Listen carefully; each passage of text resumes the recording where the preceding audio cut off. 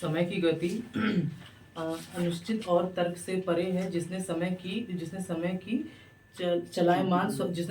चलायमान स्वरूप को समझ लिया, वह आज की सुख समृद्धि या प्रशंसा पर नहीं इतराता। ना ही आज के कष्ट बाधाएं निंदा उसे विचलित करेंगे। यदि आश्वस्त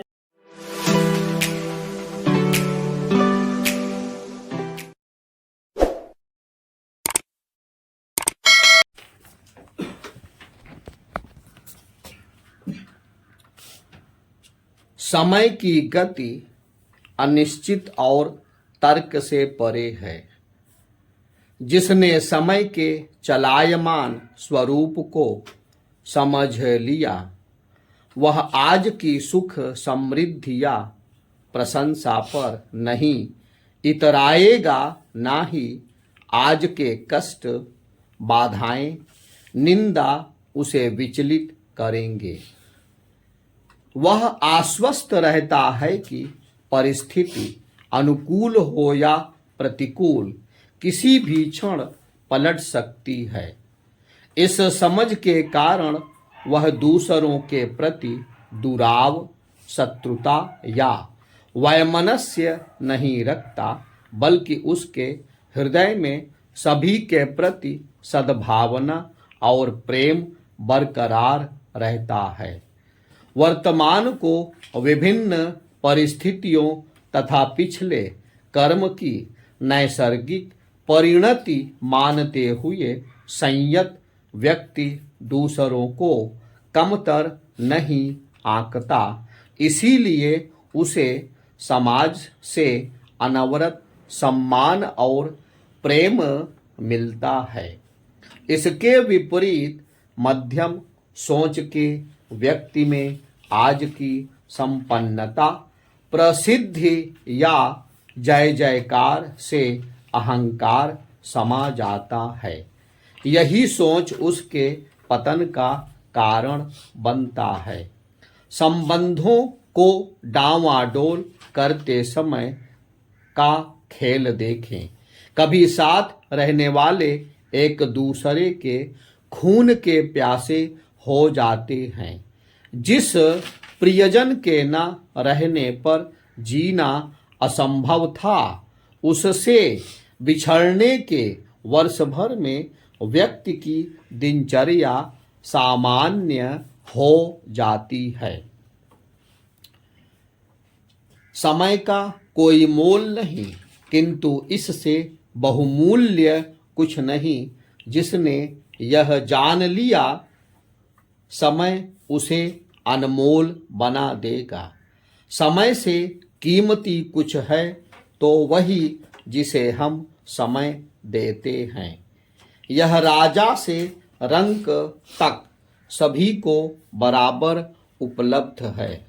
समय कम होने या मिलने की शिकायत उन्हें अधिक रहती है जो इसका सही उपयोग नहीं करते।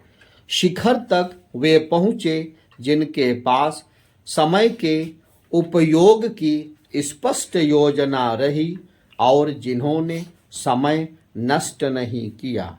समय का उपयोग कैसे करें, यह निर्णय व्यक्ति को विनाश की ओर प्रशस्त कर सकता है और उसे धन्य भी कर सकता है। जिनके सानिध्य में हम समय बिताते हैं, उन विचारों की मन मंदिर में प्रतिष्ठा करते हैं। उसी अनुरूप हमारी दिशा और नियति बन जाती है। इसीलिए सभी पंथों में श्रेष्ठ संगत में समय बिताने की संस्तुति है।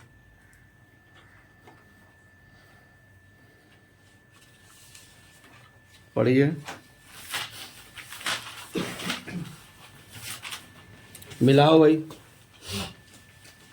समय की गति अनिश्चित और तर्क से परे है। जिसने समय की जिसने समय के चलायमान स्वरूप को समझ लिया वह आज की सुख समृद्धि या प्रशंसा पर नहीं इतराता, ना ही आज के कष्ट बाधाएं निंदा उसे विचलित करेंगे। यदि आश्वस्त रहता है कि